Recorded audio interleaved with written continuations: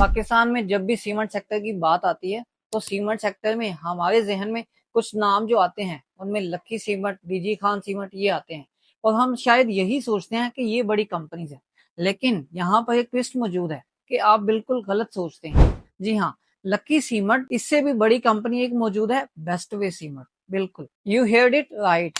अब यहाँ पर बात करें तो नॉर्थ रीजन में सबसे ज्यादा कैपेसिटी के अकॉर्डिंग बड़ी कंपनी है बेस्ट वे सीमेंट। लेकिन यहाँ पर सवाल ये पैदा होता है कि कैपेसिटी का बड़ा होने से क्या ये एक इन्वेस्टमेंट ऑप्शन बेस्ट साबित हो सकता है या नहीं। 2026 के करंट इकोनॉमिक डायनेमिक्स में जहां इंटरेस्ट रेट्स काफी लो हो चुके हैं और फ्यूचर में ग्रेजुअली आपको डिक्लाइन मजीद देखने को मिल सकता है और इसके साथ ही इन्फ्लेशन भी कम होती जा रही है और फ्यूचर में भी इसमें काफी बेहतरी की उम्मीद है। और बजट 2026-27 के बाद तो कंस्ट्रक्शन सेक्टर जो है वो अगेन रिवाइव करने लग गया है। तो इस सारी सिचुएशन को देखते हुए आखिर बेस्ट वे सीमेंट कहाँ खड़ा है, तो यही जानेंगे हम आज इस वीडियो में कि आखिर बेस्ट वे सीमेंट के कंप्लीट एनालिसिस करके कि ये कंपनी कहाँ खड़ी है, ये कंस्ट्रक्शन साइड से कितना ज्यादा फायदा उठा सकती है और आखिर इसमें क्या क्या हिडन अपॉर्चुनिटीज मौजूद है जो कि एक इन्वेस्टर ग्रैब कर सकता है।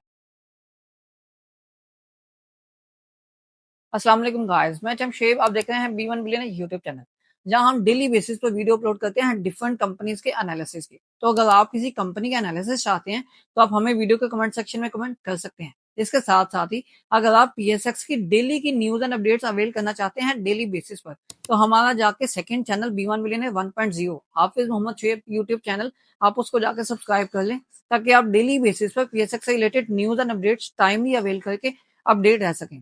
एंड इसके साथ एक व्हाट्सएप की कम्युनिटी का लिंक जो कि इसी वीडियो की डिस्क्रिप्शन में मौजूद है, जिसको फॉलो करके हमारी कम्युनिटी का हिस्सा बन सकते हैं। और इसी के साथ बी1 मिलियनर टीम के अगर प्रीमियम ग्रुप ज्वाइन करना हो जिसके तमाम रिजल्ट्स आपके सामने हैं और ऐसे प्रॉफिटेबल सिग्नल्स और एक ही ग्रुप में ये तमाम फैसिलिटीज अवेल करने के लिए आप हमसे इस व्हाट्सएप नंबर पर रब्ता कर सकते हैं। इसी के साथ ही हम आपको डिफरेंट फैसिलिटीज प्रोवाइड करते हैं like FBR tax return, CDC investor account, broker account, ज़कात स्टाम्प पेपर एंड अदर्स। तो आप ये तमाम फैसिलिटीज भी अवेल करने के लिए हमारी हेल्प हासिल कर सकते हैं। तो चलिए वीडियो को स्टार्ट करते हैं।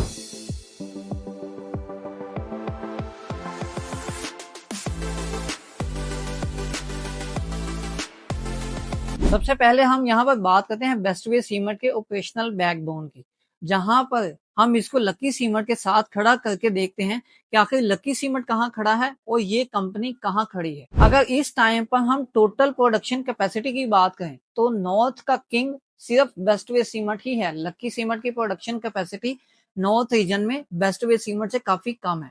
अगर इस टाइम पर हम बात करें तो मियावाली का जो इनका प्रोडक्शन प्लांट है उनकी जो कंप्लीट प्रोडक्शन है वो इंक्लूड करके इस टाइम पर बेस्ट वे सीमेंट की जो टोटल प्रोडक्शन कैपेसिटी बन चुकी है वो है 15.3 मिलियन टन पर एनम। इनके मेजर प्लांट्स जिन जिन रीजन में मौजूद हैं वो हैं हत्तार, फरूकिया, चकवाल, कलर कहार एंड मियावाली जो कि लेटेस्ट है। और ये सब रीजन्स नॉर्थ में होने की वजह से इसको नॉर्थ का किंग कहा जाता है कि ये नॉर्थ रीजन में सबसे ज्यादा प्रोडक्शन कैपेसिटी वाली कंपनी है। और यही जो कंफ्यूजन है हम इसको दूर करते हैं लकी सीमेंट को देखते हुए।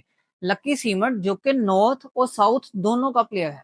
लकी सीमेंट इस टाइम पर नॉर्थ रीजन में जो प्रोडक्शन प्लांट को चला रहा है उसकी प्रोडक्शन कैपेसिटी तकरीबन 10 मिलियन पर एनम है और इस टाइम पर बेस्ट वे सीमेंट की 15.3 मिलियन टन पर एनम। तो यहाँ पर एक ह्यूज डिफरेंस आप देख सकते हैं। लेकिन अगर ओवरऑल कैपेसिटी की बात करें तो कराची प्लांट को इंक्लूड कर लें अगर हम, तो अभी रिसेंट जो इनकी एक्सपेंशन हुई है लकी सीमेंट की 3 लाख टन पर एनम की, उसको इंक्लूड कर लें तो इस टाइम पर total production capacity of both region north and south Lucky Cement की टोटल प्रोडक्शन कैपेसिटी है 15.6 मिलियन टन पर एनम, जो कि बेस्ट वे सीमेंट से इस टाइम पर ज्यादा है।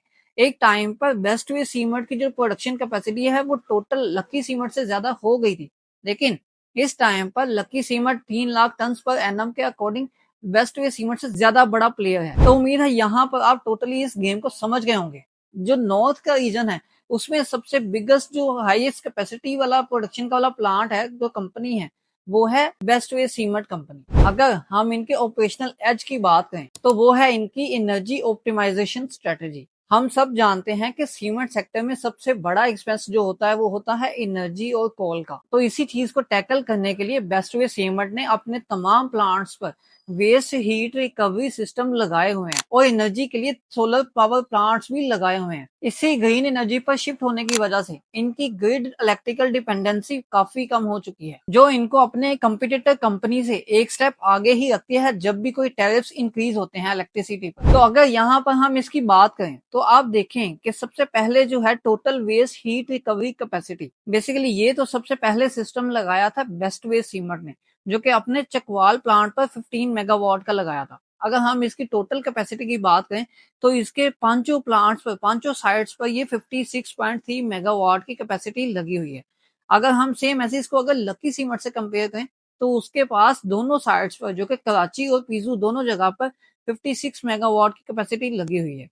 अगर हम इसकी बात करें तो सोलर ग्रिड बैकअप जो है इनके पास, जो कि टोटल इंस्टॉल्ड सोलर है वो है 70.8 मेगावाट का। सेम ऐसे ही अगर हम लक्की सीमेंट को देखें तो वो है 59 मेगावाट का एक्टिव सोलर, जो कि इनकी एक्सपेंशन चल रही है, जो फ्यूचर में आपको ये सोलर कैपेसिटी मजीद इंक्रीज देखने को मिलेगी। तो अगर हम इनकी पावर कोस्ट सेविंग्स की बात करें कि इनकी इंटरनली कितनी सेविंग्स होती है, जो कि इंटरनली इनकी फुलफिल हो जाती है तमाम रिक्वायरमेंट्स, तो तकरीबन 45 से 50% इनकी जो एनर्जी है वो इंटरनल यूज होती है।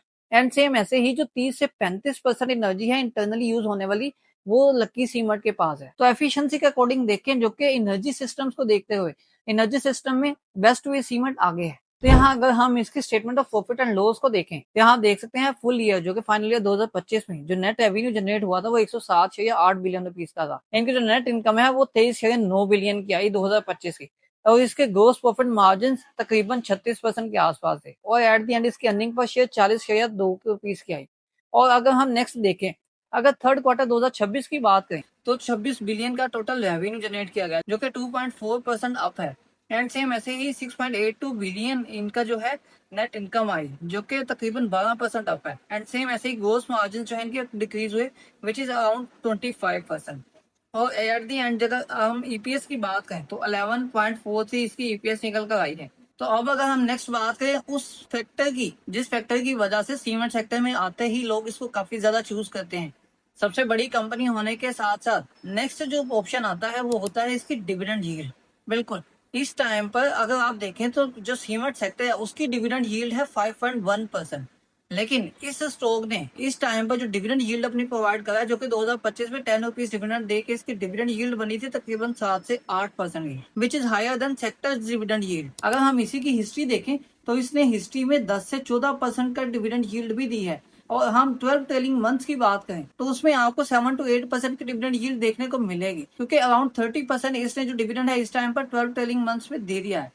लेकिन 2025 में सिर्फ इसकी जो डिविडेंड यील्ड निकल कर आई थी वो आई थी तकरीबन 3% के आसपास। इस टाइम पर कंपनी की अर्निंग्स तो सॉलिड है, लेकिन इनका जो ऑपरेटिंग कैश फ्लो है वो इनके टोटल डेट को प्रॉपरली कवर नहीं कर पा रहा। इनकी इस टाइम पर operating cash flow to total debt ratio काफी लो है, अराउंड 19%। इसका मतलब है कि कंपनी जितना पेपर्स पर कैश शो कर रही है इतना इस कंपनी के पास अभी कैश मौजूद नहीं, कुछ इनके पास रिसीवेबल्स में फंसा हुआ है। और डिविडेंड यील्ड हाई देने की वजह से इन पे ये एक नेगेटिव इफेक्ट पड़ सकता है कि ये कहीं टाइटली मैनेज करते हैं या तो ये कोई बोरिंग से अपना काम चलाते हैं। लेकिन आपने सिर्फ नेगेटिव साइड नहीं देखनी, ये नेगेटिव साइड इस टाइम पर टोटली बदल चुके हैं, क्योंकि पाकिस्तान के टोटल डायनेमिक्स भी बदल चुके हैं। 2025 में डिविडेंड यील्ड कम होने की मेन जो वजूहात थी उनमें से सबसे एक बड़ी ये थी, क्योंकि इनकी डिविडेंड यील्ड भी इसी वजह से कम हुई और ये काफी ज्यादा कैश की वजह से फंस भी गए थे। लेकिन इस टाइम पर चूंकि इंटरेस्ट रेट्स काफी ज्यादा डिक्रीज हो गए हैं, तो उसी की बिना पर अगर आप देखें तो इनकी फाइनेंशियल रिपोर्ट्स के मुताबिक इनके half yearly financial charges 4.6 billion से कम होकर 2.6 बिलियन रह गए हैं। तो जाहिर है जैसे जैसे इंटरेस्ट रेट डिक्रीज होते जाएंगे और जिन जिन कंपनीज पर डेट ज्यादा होगा उन पर बर्डन उतना ही कम होता जाएगा, जैसे कि बेस्ट वे सीमेंट भी उनमें से एक है। अगर हम इसके फंडामेंटल्स पर नजर डालें तो इस टाइम पर best way cement around 12.3x की पीई पर ट्रेड कर रहा है और इसकी price to book ratio around 2.49x है। तो इसी चीज को देखते हुए अगर हम ओवरऑल फेयर वैल्यू की बात करें तो पिछले 3 सालों में कंपनी में जितनी ग्रोथ आई है, इसकी जो इस टाइम पर स्टॉक की प्राइस है वो उससे काफी ज्यादा है। मीन कि ये प्रीमियम पर ट्रेड कर रहा है और इस टाइम पर ये अपनी फेयर वैल्यू से काफी ज्यादा है। तो यहाँ पर अगर आप इसमें लॉन्ग टर्म इन्वेस्टमेंट का सोच है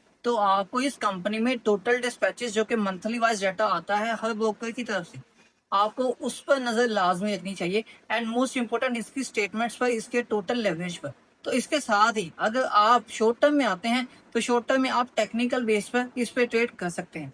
ओवरऑल आपको ये कंपनी कैसी लगती है, आप अपनी राय कमेंट सेक्शन में लाजमी दें।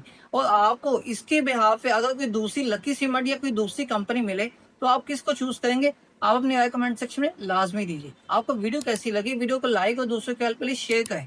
मजीद ऐसी वीडियोस को देखने के लिए इस चैनल को सब्सक्राइब करें।